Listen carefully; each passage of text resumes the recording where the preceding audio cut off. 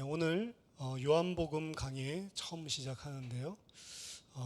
1강의 말씀 제목은 새로운 창조 이야기라는 제목으로 같이 말씀 나누겠습니다.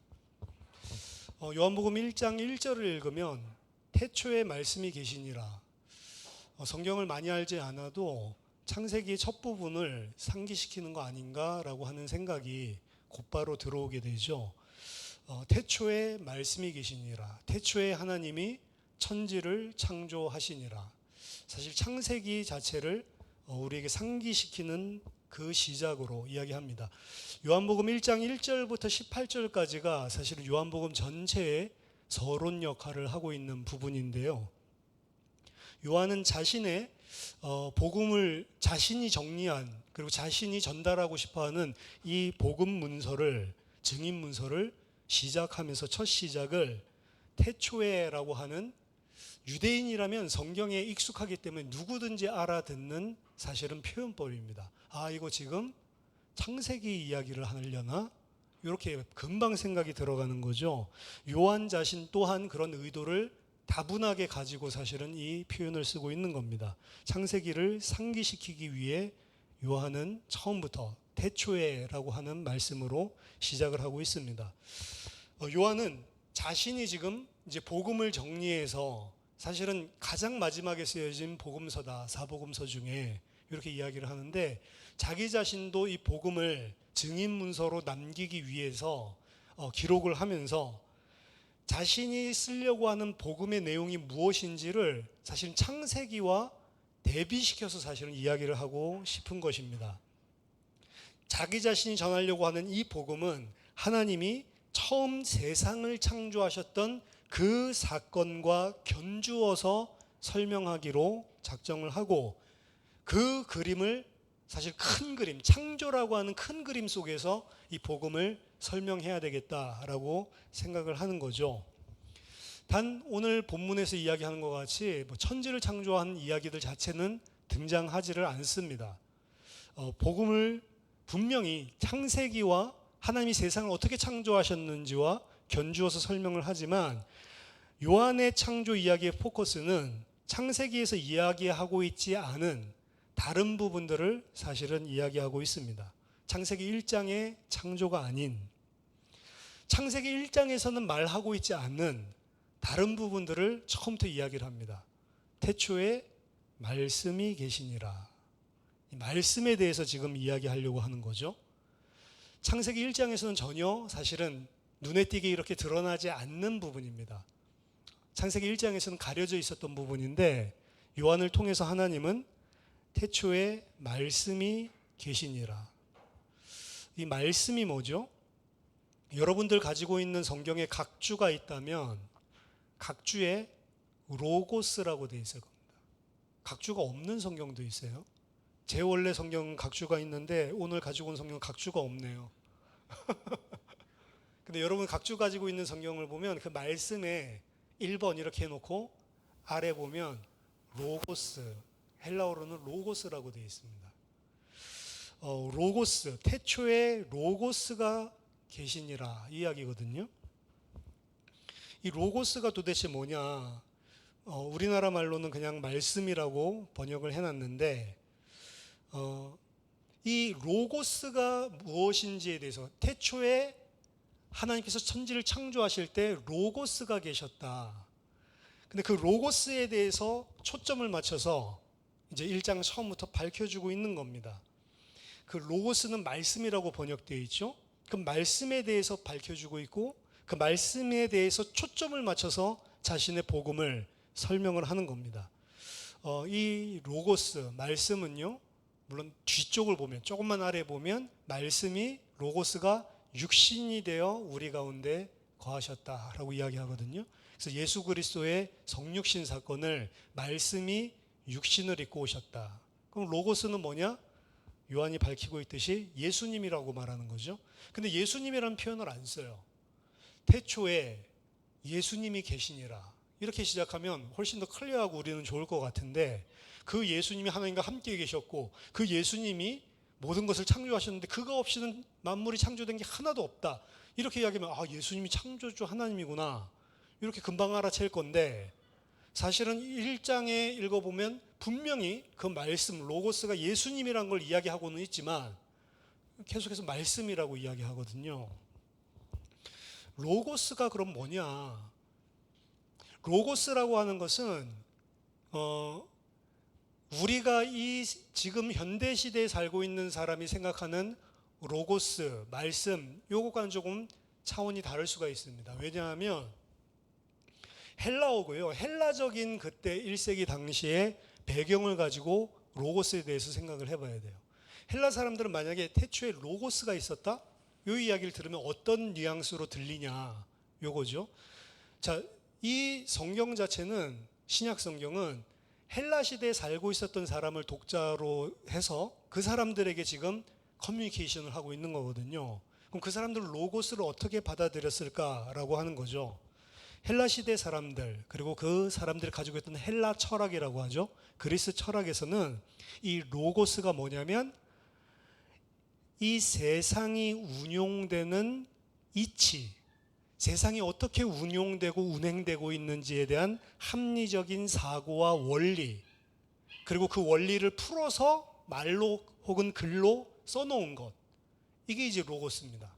그러니까 우리로 치자면 세상 만사 돌아가는 이치, 이게 로고스예요.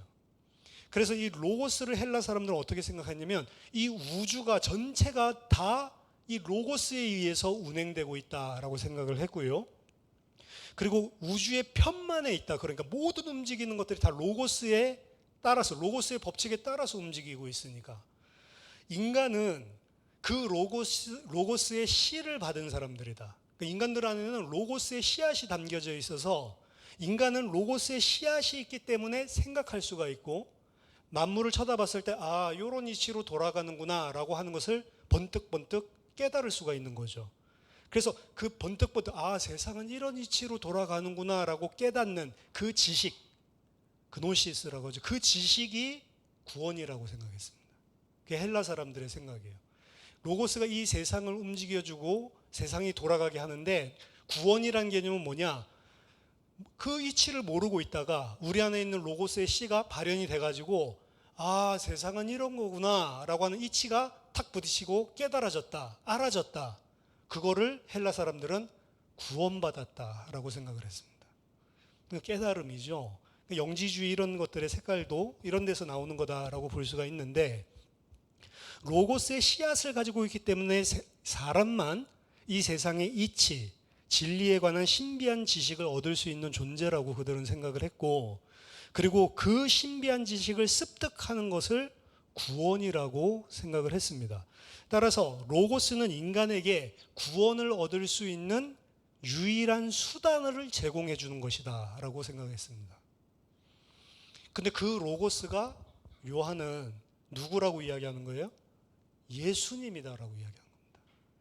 육신을 입고 이 땅에 오신 그 예수가 바로 너희들에게 구원을 가져다 주는 진짜 구원에 이를 수 있는 신비한 지식이다라고 이야기를 하고 있는 겁니다. 그러니까 헬라 사람들은 굳이 유대인이 아니더라도 1장 1절을 읽을 때 로고스 이야기네? 이렇게 읽는데 그 로고스가 예수님이다라는 식으로 지금 소통을 하고 있는 거죠. 하지만 이건 헬라인들에게만 쓴 것이 아니고 성경을 알고 있는 유대인에게도 쓴 메시지거든요. 유대적인 사고방식에서는 이 로고스, 말씀이라고 하는 것, 이걸 어떻게 깨달았냐? 헬라랑은 조금 다르겠죠. 헬라 사람들이 생각하는 로고스랑은 다릅니다. 이들은 말씀이 계셨다라고 이야기를 하면 그 말씀을 뭐로 생각하냐면 하나님의 말씀, 이렇게 생각하는 겁니다. 그러니까 로고스에 의해서 돌아가는 게 아니고 하나님의 말씀, 하나님의 뜻에 의해서 모든 것이 돌아간다, 이렇게 생각하는 유대인들이 가지고 있는 개념이죠. 유대인들의 사고와 유대인들이 가지고 있던 생각의 핵심적인 세계관은 무엇을 중심으로 되어 있었냐면 하나님의 말씀입니다. 근데 그 하나님의 말씀이, 그러니까 말씀으로 세상을 창조하셨다라고 하는 것이 기본적인 그들의 믿음이었고, 그리고 그 말씀이 구체화되어서 읽을 수 있도록 그들에게 주어진 게 율법 혹은 지혜라고 하는 건 지혜서들 이야기하는 겁니다. 율법과 지혜, 이렇게 생각을 했습니다. 그러니까 그러니까 하나님이 만물을 운용하시는데 말씀을 통해서 운용을 하시고, 그 말씀이 구체적으로 본인들에게, 유대인들에게 주어졌는데, 그 말씀을 한쪽으로는 율법이라고 이야기를 했고, 그리고 다른 한쪽으로는 지혜라고 이야기를 했던 겁니다. 그래서 구약 성경은 율법과 지혜를 상당하게 중요하게 생각을 하고 있었습니다. 그런데 오늘 요한은 하나님이 그저 말씀을 세상으로 창조했다라고 하지 않고, 이 유대인들이 가지고 있었던 지혜 전통을 보면요, 잠언서 8장에서도 나와 있지만 지혜를 한 여인으로 묘사를 하거든요. 잠언 1장부터 8장까지 쭉 보면, 그래서 지혜가 광장에 와서 사람들에게 외치죠. 내게로 오라, 생명을 얻을 것이다, 명철을 얻을 것이다, 계속 외치죠. 근데 어리석어서 거기 안 가고 음녀에게 떨어져 나가는 이런 이미지를 형상화해서 보여주고 있는데, 지혜가 하나님의 백성들을 구원의 길로, 생명의 길로 인도하기 위해서 지혜의 길로 초청하는 것들로 그리고 있습니다. 그래서 이 잠언서를 보면 이 지혜가 사람으로 의인화돼서 설명을 하고 있거든요. 그 지혜를 이 헬라 시대에 와서 유대인들이 어떻게 생각하냐면, 그 지혜가 바로 로고스다, 이렇게 생각을 했어요. 그러니까 이 로고스 전통이랑 지혜 전통이랑 같이 상통하는 게 많다고요. 그 지혜, 그 말씀이 바로 하나님의 말씀을 통해 창조했다, 이렇게 이야기하지 않고, 그 너희들에게 생명을 가져다 주고 생명으로 초청해 주는 로고스, 지혜는 바로 예수님이다, 이런 방식으로 이야기하고 있는 겁니다. 그러니까 헬라 시대의 사람들에게도 메시지고 유대인들에게도 메시지, 구약에서 우리를 생명의 길로 초청하고 있는 그 지혜의 여인이라고 하거든요. 지혜 부인. 그 지혜 부인이 레이디 위즈덤이라고 이야기하는데, 그 지혜 부인이 바로 예수님 이야기다, 이렇게 이야기를 하는 거죠. 오늘 본문에 보면 그래서 이 말씀, 로고스, 지혜, 이 부분을 우리들에게 생명을 주기 위해서 오시는 것으로 지금 요한은 설명하고 있습니다. 그것을 뭐와 빗대서 이야기하고 있냐면 창조 이야기와 빗대서 설명을 하고 있습니다. 태초에 말씀이 계시니라. 이 말씀이 하나님과 함께 계셨으니 이 말씀이 곧 하나님이시니라. 그가 태초에 하나님과 함께 계셨고 만물이 그로 말미암아 지은 바 되었으니 지은 것이 하나도 그가 없이는 된 것이 없느니라. 말씀을 하셔가지고 말씀으로 창조했다, 요 정도가 아니죠. 세상을 창조한 수단이 아니고 그 로고스가 바로 하나님과 함께 계셨고 그 로고스가 바로 창조자다라고 이야기를 하고 있습니다. 이건 좀 사실은 창조주는 하나님이지 무슨 로고스야, 이렇게 이야기하지만 잠언서 8장 나중에 가서 읽어보세요. 지금 이 이야기랑 딱 겹쳐서 읽어보면 그때의 지혜가 내가 하나님과 함께 있었고 내가 하나님과 함께 세상을 창조한 이야기를 합니다. 똑같은 이야기, 지혜의 전통에 나와 있는 그 지혜가 누구냐? 바로 나중에 가면 참 하나님이라고 하죠. 참 하나님이신 예수님. 이 부분을 가지고 지금 설명을 하고 있는 겁니다. 동참하는 수준이 아니고 말씀을 통해서 수단이 아니고 그분이 바로 이 창조의 주인이시다라고 선포하고 있는 겁니다. 그 로고스가 육신이 되어서 오신 분이 바로 예수님. 그러니까 예수님이 바로 이 세상을 창조하신 주인이다라고 이야기를 하고 있고 그가 없이는 지어진 것이 하나도 없다라고 선언을 하고 있습니다. 1장 4절에 그 안에 생명이 있었으니 이 생명은 사람들의 빛이다. 그 로고스 안에 생명이 있었는데 이 생명은 사람들의 빛이다. 다르게 의역을 한다면 사람들에게 비치는 빛이다. 그런데 오늘 본문에서 가장 중요한 것은 사실은 5절입니다. 빛이 어둠에 비치되 어둠이 깨닫지 못하더라. 이렇게 되어 있죠. 이 지금 요한복음 1장 1절부터 5절까지를 보면요, 우리나라 성경에 시제가 명확하지가 않습니다. 우리나라 시제는 하나님은 과거, 현재, 미래가 없기 때문에 전부 다 하나님과 예수님에 관련된 것들을 거의 다 그냥 현재형으로 그냥 해석을 한 게 많거든요. 그러니까 태초에 말씀이 계시니라, 현재형이죠. 예. 근데 원어에는 현재형이 아니고 정확하게 과거예요. 예. 과거형을 나타내는 게 헬라어에는 두 가지가 있습니다. 그 단순 과거형, 그래서 과거에 단회적으로 일어났던 일 나타내는 단순 과거형이 있고, 그리고 어떤 일이 일어났는데 그 상태가 쭉 유지되고 지속되는 거 있죠. 예를 들어서 내가 그를 때렸다. 이건 단순 과거로 한 번 있었던 일이지만, 내가 맞아서 아프다라고 하는 거는 맞아서 아팠지만 그 아픈 게 쭉 지속되잖아요. 그런 거는 이제 그 부정과거형 이렇게 해가지고 imperfect, 약간 정확하게 딱 떨어지지 않는 진행되어지는 과거, 그 일어났던 거, 영어로 치면 과거 진행형 같은 거, 이렇게 표현하는 법이 있는데 둘 다 진행을 강조하든 아니면 단회적인 사건을 이야기하든 과거거든요. 근데 여기에서 쓰여진 모든 동사들은요, 전부 다 imperfect라고 하는 미완료 과거라고 표현하는, 부정과거는 imperfect죠. 미완료 과거형, 다 과거형을 쓰고 있어요. 그러니까 한 번 있었던 것들이 아니고, 예를 들어서 계신이라 하면은 계셨다 이렇게 표현을 하고 있는데 그냥 어떤 순간만 계신 게 아니고 계속 함께 계셨다, 이런 걸 강조해서 지금 이야기를 하는 거죠. 그렇기는 하지만 모든 것들은 다 과거입니다, 사실은. 그 과거형을 살려서 우리들이 이해를 해본다면, 태초에 말씀이 계셨다. 이 말씀이 하나님과 함께 계셨으니, 여기는 과거로 해놨죠. 이 말씀은 이 말씀이 곧이란 건 없어요. 이 말씀이 하나님이었다, 이렇게 이야기하는 겁니다. 그가 태초에 하나님과 함께 계셨고 만물이 그로 말미암아 지은 바 되었으니 지은 것이 하나도 그가 없이는 된 것이 없었다, 이 소리고요. 그 안에 생명이 있었다. 그리고 이 생명은 사람들의 빛이었다. 전부 다 과거형으로 쓰고 있어요, 이렇게. 근데 과거형을 이렇게 쭉 쓰다가 5절에 빛이 어둠에 비치신다, 현재형이 갑자기 탁 튀어나오는 겁니다. 실수로 갑자기 5장 첫 번째 구절에서 현재형을 쓰고 있는 게 아닙니다. 요한의 의도예요. 과거에 창조하셨고, 과거에 우리 성경을 통해서 알 수 있죠. 유대인들은 생명이었고 사람들의 빛이고 진리였던 그분이 오늘 지금 이 시간 빛을 당신들에게 비추고 계신다, 이렇게 표현하는 겁니다. 지금 그분이 이 생명, 그 안에 생명이 있고 그 빛이 사람들의 빛인데 지금 그분이 생명의 빛을 비추고 계신다라고 하는 것을 강조해서 지금 이야기를 하고 있는 겁니다. 왜 요한은 이 지금 비치고 있다라고 하는 것을 강조하고 있냐? 지금 그 시간표가 왔고 지금이 바로 그 빛을 받을 수 있는 절호의 찬스다라고 하는 겁니다.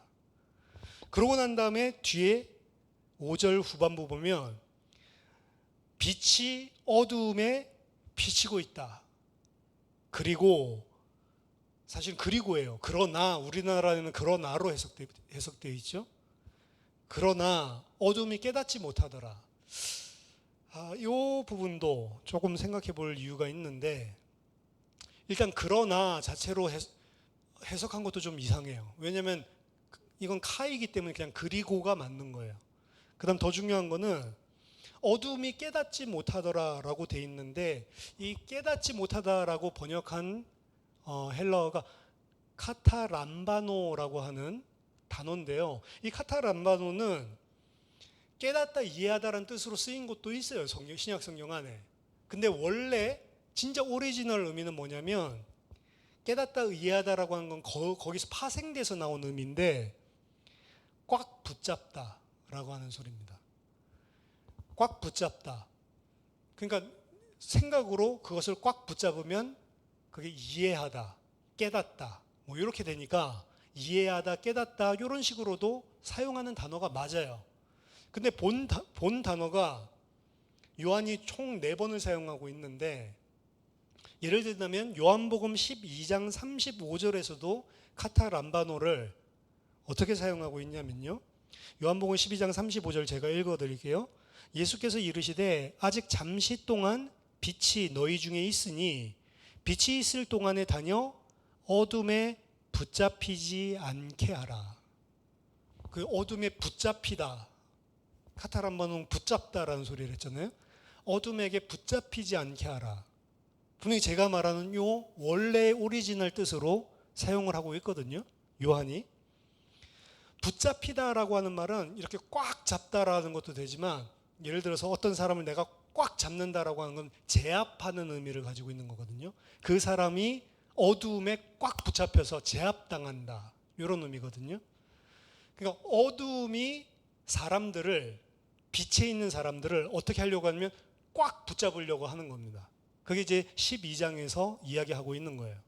꽉 붙잡다라고 하는 의미에서 머리로 꽉 붙잡으면 그게 깨닫고 이해하는 것, 이제 이런 식으로 파생되는 의미로 쓰여지는 겁니다.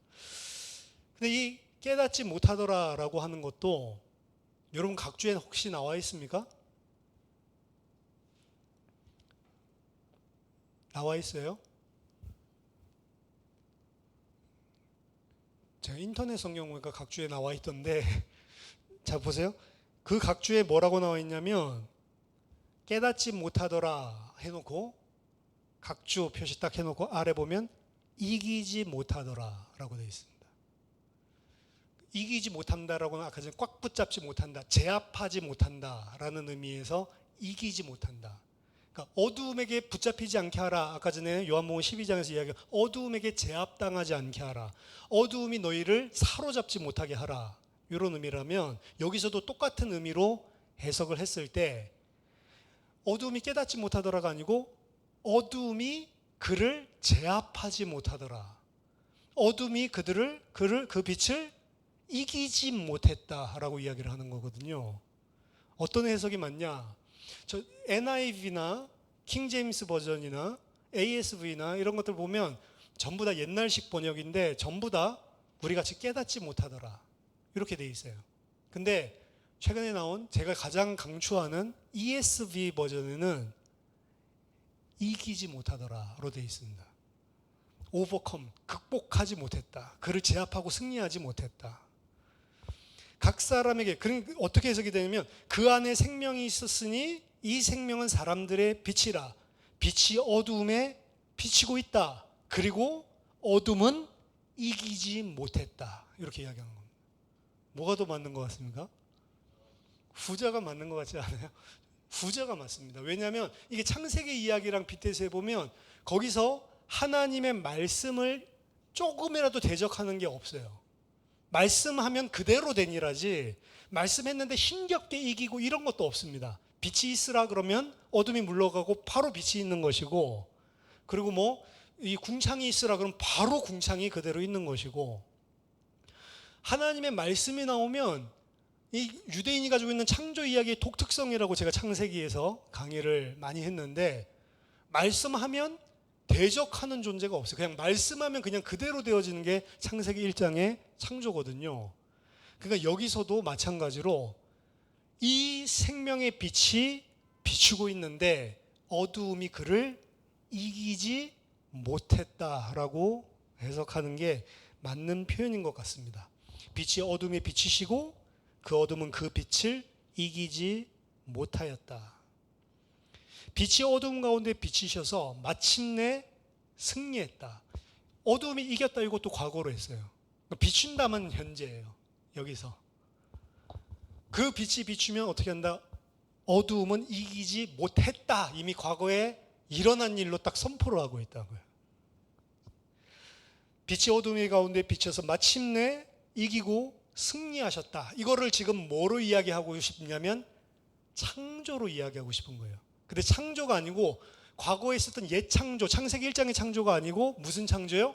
새로운 창조로 지금 이야기를 하고 싶은 겁니다. 옛 창조는 죄로 말미암아 무너져 버렸거든요. 옛 창조는 죄로 말미암아 흑암이 이기는 것처럼 보였거든요.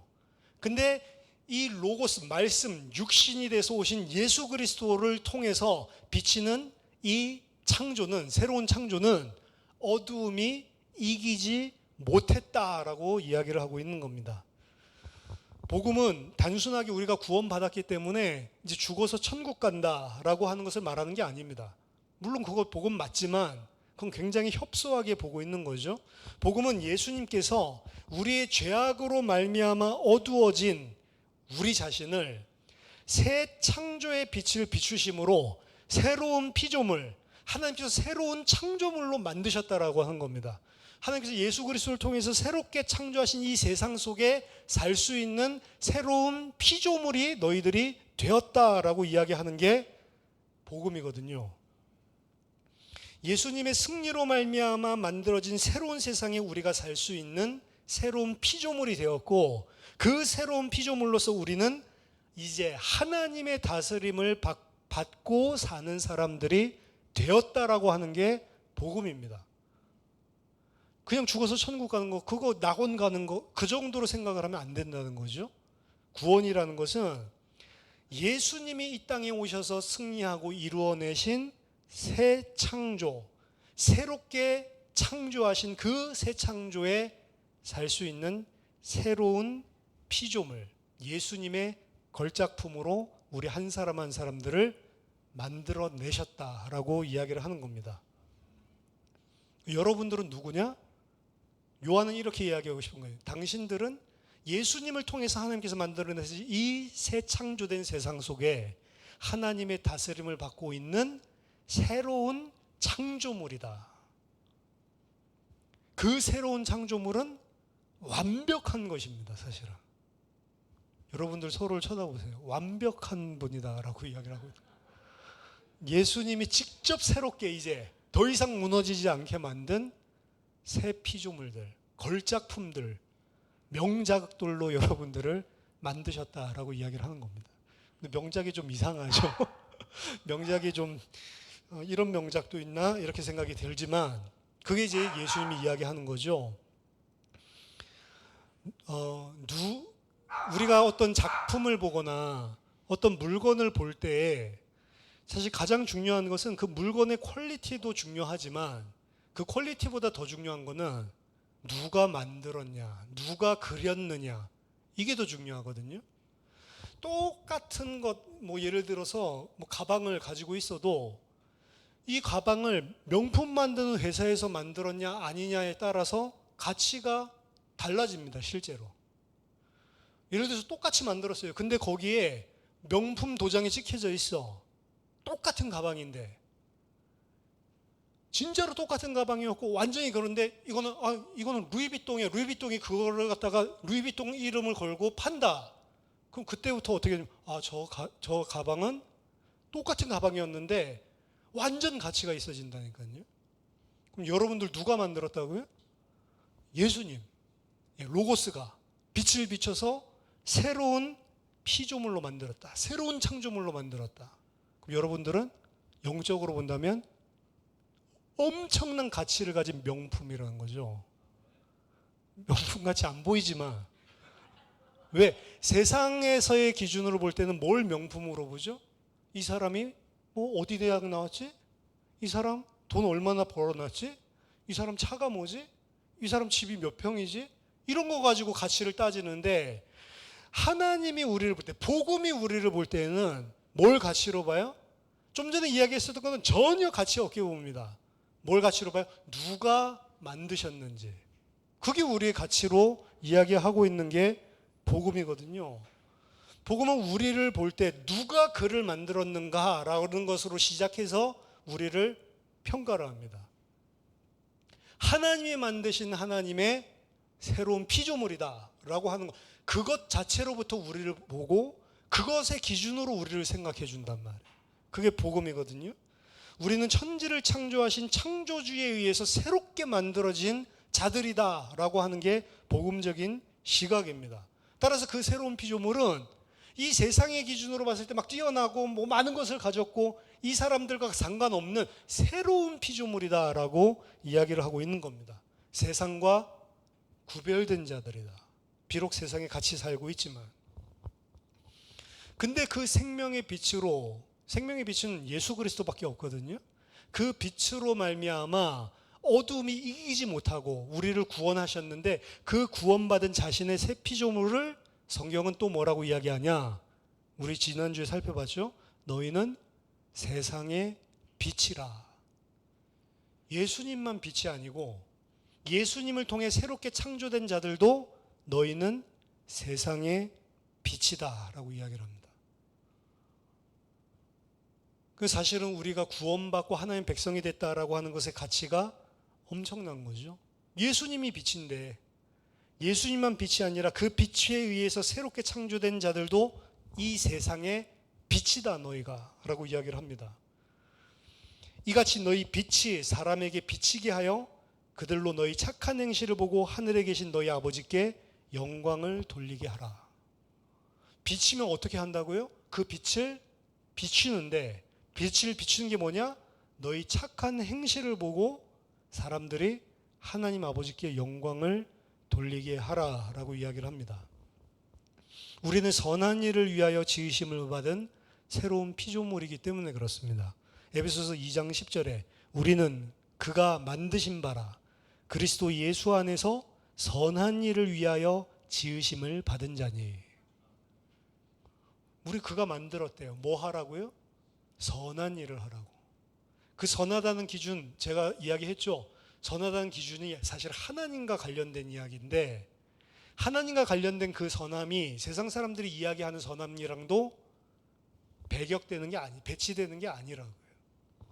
그러니까 기독교인들을 쳐다봤을 때 세상 사람들이 어떻게 생각해요? 아, 굉장히 좋은 사람들이구나.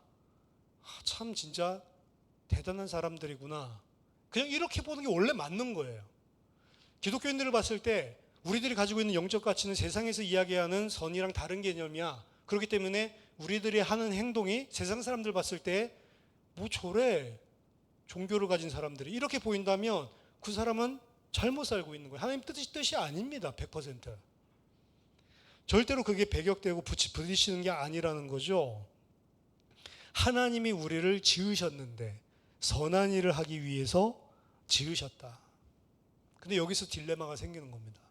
성경에서는 그렇게 선언을 하고 있는 거예요. 너희는 이 세상과 다른 마스터피스, 걸작품, 새로운 명품, 새로운 피조물, 옛 세상과 대조되어지는 엄청난 가치를 가지고 있는 주님이 직접 만드신 자들, 이렇게 이야기를 하고 너희들은 선한 일을 위해서 하나님이 그렇게 지어주셨어 라고 이야기를 하지만 실제로 우리의 삶을 보면 뭐 그닥 선하지가 않거든요. 불신자랑도 비교해도 그닥 차이가 나지 않을 때도 많고 기독교인들인데도 불구하고 타 종교인들, 우상숭배자들이라고 이야기하는 그 사람들보다 더 이상한 때도 있고, 그렇죠? 딜레마가 생기는 거죠. 우리는 사실 그 선한 일을 온전하게 행할 수도 없고 그 선한 일을 행하기에 합당치 않은 인물입니다. 그런데 우리를 그렇게 지으셨다라고 이야기를 하는 거예요. 그래서 그걸 보고 성경은 은혜로 너희들이 새로운 피조물이 된 것이다. 너희 실력으로 너희 선한 행위를 통해서 된 것이 아니고 그거 안 되는 자들인데 하나님이 은혜로 그렇게 해주신 것이다. 단 은혜로 해주셨기 때문에 그냥 막 살아도 되냐?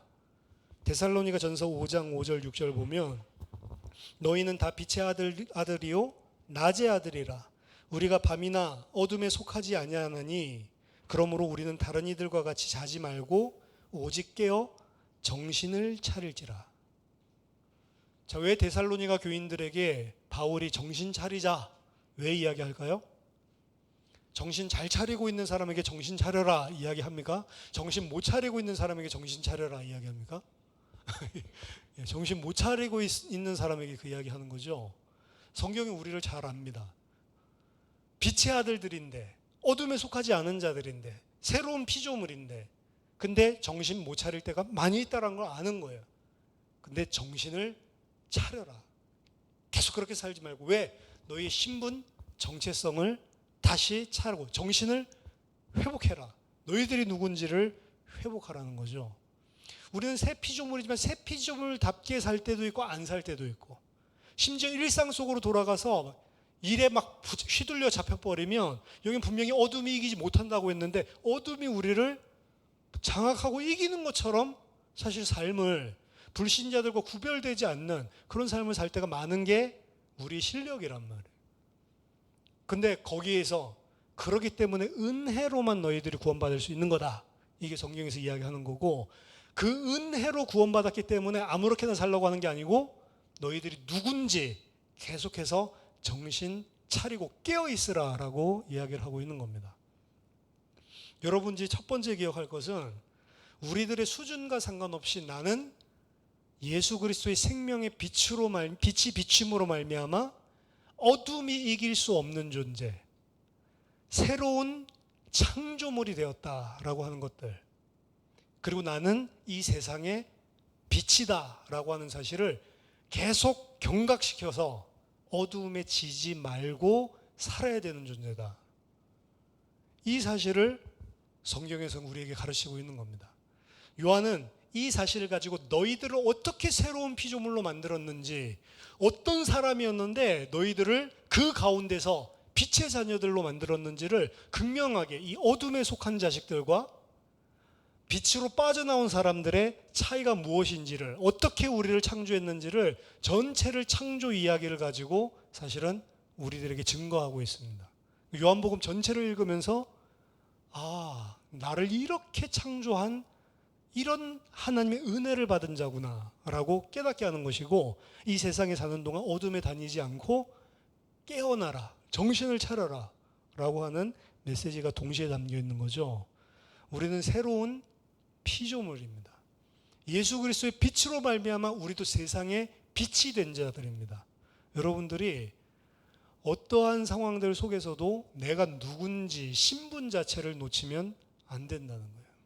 내가 누군지 정체성을 잃어버리면 그 사람을 보고 정신병자라고 이야기하는 거예요. 정신병자, 자기가 누군지를 몰라요. 막 슈퍼맨 같이 막 뛰어다니는 사람도 있고, 그렇죠? 자기가 누군지를 모르는 게 가장 큰 문제거든요. 일단은 부족해도 자기가 누군지를 아는 사람은 거기서부터 뭐를 할 수가 있어요.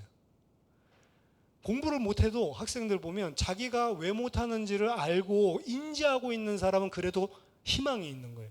그 자기가 누군지를 모르면 대부분 희망 없는 사람은 자기 괜찮다라고 생각하거든요.